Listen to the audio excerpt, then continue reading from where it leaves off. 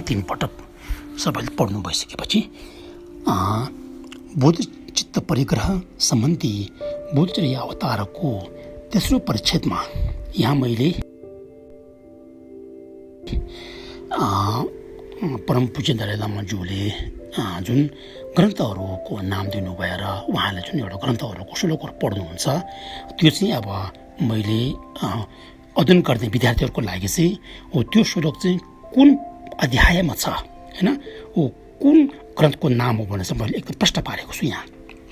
पछि तपाईँहरूले खोज्ने हो भने तपाईँले त्यो पाउन सक्छ हैन कुन अध्याय हो ग्रन्थको नाम के हो र कुन परिच्छेदमा छन् सबै थाहा हुन्छ आफैलाई। लोंबे छातर फुङपोले छितर रिन्छन् या पातर थिसिङ छिसिक तर्तेने छमजुप सिम्ते तालाकिस अर्थात् अन्धो व्यक्तिलाई थुप्रो फोहोरबाट जस्तै रत्न प्राप्त हुन्छ त्यस्तै मेरो मनमा पनि बोधचित्त उत्पन्न भएको छ।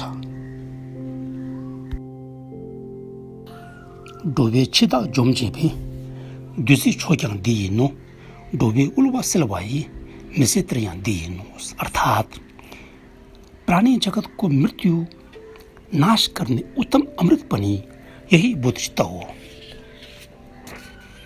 लोकलाई दरिद्रताबाट मुक्ति दिलाउने कोष पनि यही बोधचित्त हो। डोबे नरब सिचेपी मेनकी छोक्याङ दिइनु सिलम ख्यामसिङ थोबाई डोबे मासु जोसिङ अर्थात् प्राणी जगतका रोगलाई शान्त पार्ने उत्तम औषधि पनि यही बोधचित्त हुन्। संसार रूपी मार्गमा जाँदा जाँदा थकित भएका प्राणीहरूलाई वृक्षको समान विश्राम दिने बोधचित्त हो भन्नुभएको सत्य रहेछ। हामी सबै भव संसारमा रहेका छौँ, कर्म क्लेशको वशमा परेका छौँ। यद्यपि असल चित्त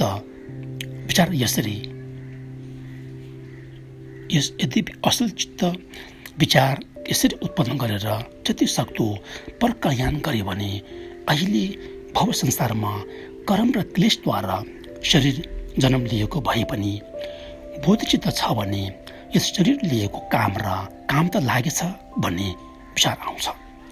कर्म र क्लेशको वशमा एक कायस्कन्ध त लिएको छ तैपनि बोधचित्तको भावना गर्दा मैले यो शरीर लिएको ठिक भएछ भन्ने विचार आउँछ। सदा हाम्रो एक भनाइमा मिङ्यु इङ्ना सुब्य ग्यावा सेटु लाजु भन्ने गर्छन् अर्थात् अप्रत्यक्ष धातु भन्नाले आकाशमा विराजमान भएका जीन बुद्ध भन्न शान्त तथा क्रोधन देवगण अप्रत्यक्ष रूपमा बस्नुभएका उहाँहरूसँग त्यति सम्बन्ध छैन। हामी अहिले यहाँ मांस हड्डीले संस्कार स्कन्ध साधारण शरीर लिएर हामीहरू एक समानताले बसेका छौँ। तिनीहरूलाई जति सक्दो परहित गरियो भने धेरै राम्रो हुन्छ। डोवा थम्चे न्यन्डोले डोवर चितेही डोवे न्युमुङ दुसलबे सेन्किन दावा सर्वाई अर्थात् समस्त प्राणी जगत दुर्गति नरक प्रेत पशुबाट पार गर्नको लागि यो बोधचित्त पुल समान हो। सबै प्राणीका राग द्वेष आदि क्लेशहरूका तापलाई शान्त गर्नको निमित्त यो बोधचित्त रूप चन्द्रमा उत्पन्न भयो।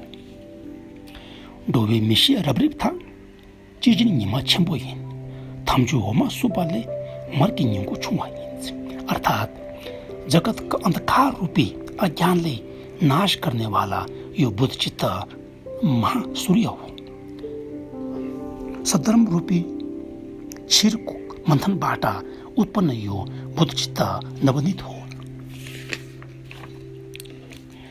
तिनले देवी छोटो निर्णयते सिमजन डुन्जन सिम्र सेवाइन्स अर्थात् भव संसार रूपी मार्गको यात्री तथा सुख भोकस भुखी जनसमूहका लागि यो बोधचित्त समस्त अतिथिहरूका इच्छालाई तृप्त गर्नेवाला आरामदायी आश्रय स्थान हो।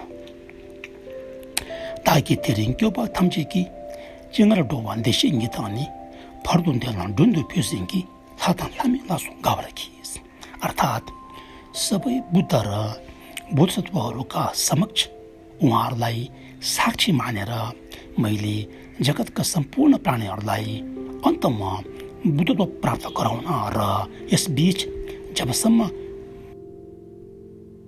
बुद्धत्व प्राप्त हुँदैन तबसम्म देव र मनुष्यको सुखले युक्त दिलाउनका लागि निमन्त्रित गरिसके। मैले बुद्धचित्त उत्पन्न गरेको छु, अतः मेरो यस कार्यलाई सबै देव र असुरहरूले अभिनन्दन गरून्, अनुमोदन गरून्। यसरी हामीले विचार गर्यो भने हानि गर्नेहरूसँग डराउनु पर्ने केही छैन। हानि गर्ने मनुष्य अमनुष्य प्रेतहरूले उनीहरू आफ्नै इच्छा पूर्तिका लागि हामीलाई सोचेको हुन्छ। उक्त गाथाहरूका शब्दार्थ सम्झेर मनोबल बढ्दा तिनीहरू हाम्रो सहयोगी हुन जान्छ। देव र असुर आदि प्रसन्न हुनु, त्यसो हुनाले हामी सबैले जति सक्दो बुद्धचित्तको अभ्यास गर्ने सोच लिने, त्यसको सहयोगमा बोधि भन्ने विषय सम्भव हुन सक्ने चाहिँ के रहेछ। अब चित्त स्वभावतः प्रभास्वर भन्ने माथि विचार गर्नुपर्छ। हाम्रो चित्तको स्वभाव चाहिँ के हो भन्दाखेरि अनि प्रभास्वर हो भनेर भन्नुभएको।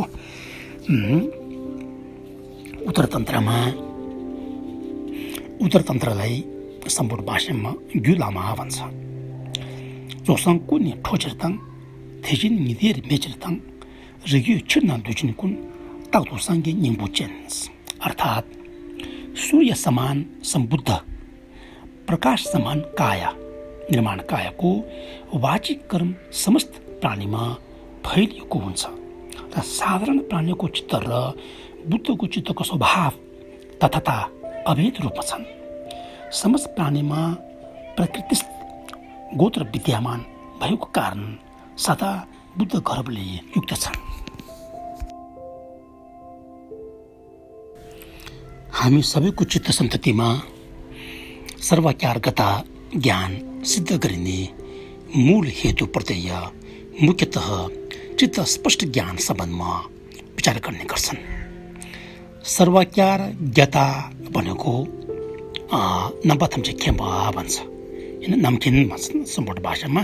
ज्ञान भनेको यसे भन्छ, नम्बाथम्चे खिम्पे यसैलाई सर्वकार ज्ञता ज्ञान भनेर भन्छौँ। स्पष्ट ज्ञान भनेको तिब्बती भाषामा सदृक भन्छ, होइन ससिङ रिक्बा। सललाई स्पष्ट ज्ञान रिक्बा ससिङ रिक्बा। यो तेस्रो धर्मचक्रमा 9 उदाहरण र 9 अर्थद्वारा भन्नुभएको छ। अहिले हाम्रो शरीर उपादान स्कन्ध अपवित्र रूपमा छन्, तैपनि चित्त स्वभावतः प्रभास्वर हाम्रो सन्ततिमा पहिलेदेखि नै विद्यमान छ। त्यो नौलो रूपमा सिद्ध गर्नुपर्ने छैन। तथागतको चित्त सन्तानमा भएका स्पष्ट ज्ञान स्वरूप चित्त र हाम्रो सन्ततिमा भएका स्पष्ट ज्ञान स्वरूप चित्त एउटै हुन्। मल आगन्तुक हो र मल चित्तको स्वभावमा प्रवेश भएको छैन र आगन्तुक प्रत्ययले गर्दा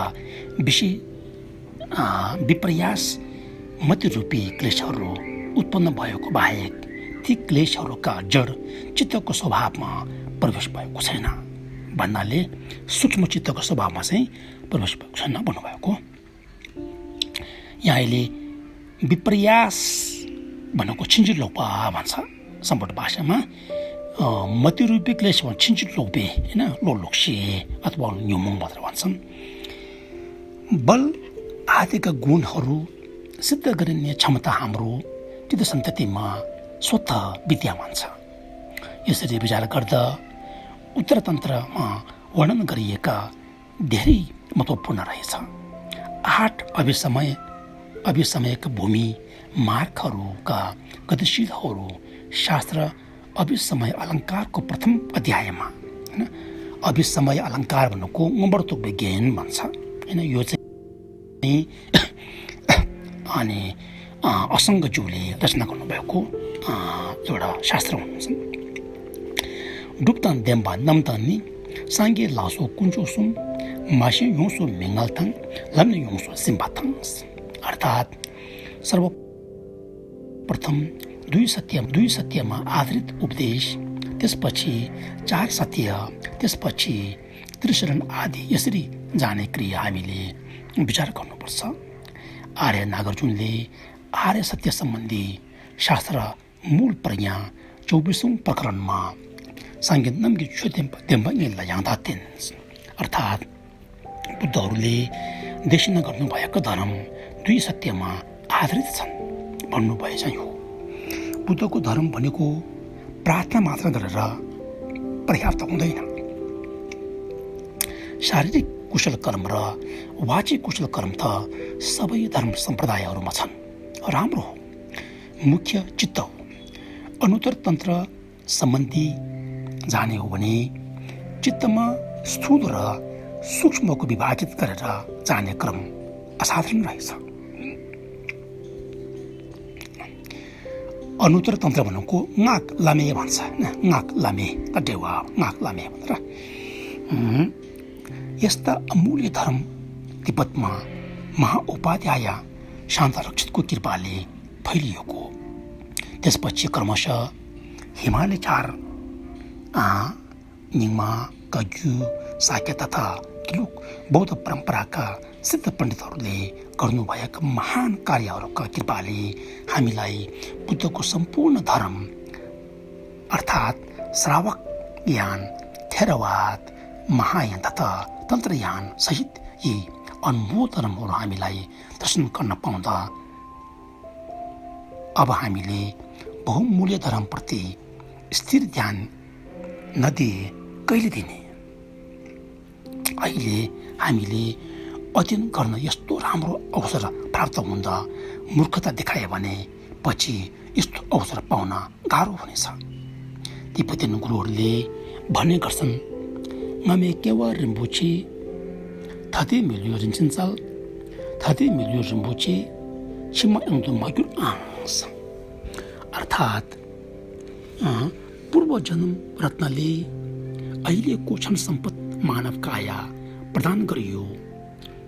यस मनुष्य काया रत्न पछिल्लो जुनीमा भिरमा नफाल्नु है भने चाहिँ पूर्व पुण्यले गर्दा अहिले भगवान बुद्धको सच्चा अनुयायी एक भिक्षु यी ग्रन्थहरू अध्ययन गर्नु पाएकोमा धेरै सौभाग्य रहेछ। अहिलेको भिक्षु रत्न होसपूर्वक नबसे भने पुनर्जन्ममा भिरमा खस्ने सम्भव हुन्छ। म लगायत हामी सबैले ऊर्जापूर्वक राम्रो गरौँ। जे रिम्पोछेले प्रतित्य समुत्पाद स्तुतिमा भन्नुभए चाहिँ तेम्बे गाउँसो सेने त्योम्बाला हिचे नेपताउ खाउँसो। अर्थात् धर्मको अवस्थालाई जानेर शास्त्रप्रति आस्था प्राप्त गर्ने साधक सदा पुनः हुन् भनिए चाहिँ सबैले मनमा राख्नुहोस्। स्वागत भएको यस विशेष महोत्सवमा कुशल कर्मप्रति यहाँहरूलाई मैले यसरी प्रोत्साहित गरेको हुँ। अबदेखि अघि भने चाहिँ सबैले हर वर्षको प्रत्येक स्वागत भएको पूर्णिमाको दिन चित्त उत्पाद बारे राम्ररी विचार गर्नुहोस्।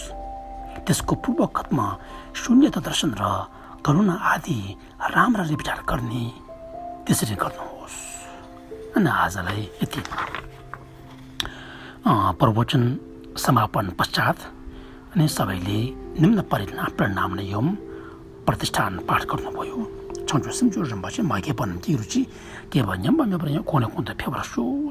अर्थात् परम बुद्ध चित्त रत्न अनुत्पन्नहरूमा उत्पन्न हुन्, उत्पन्न बुद्ध चित्त नाश नभई उत्तरोत्तर फैलिएर जाओस्। पहिला सेगोङ रिम्पोछे त्यसरी प्रार्थना गर्नुहुन्थ्यो।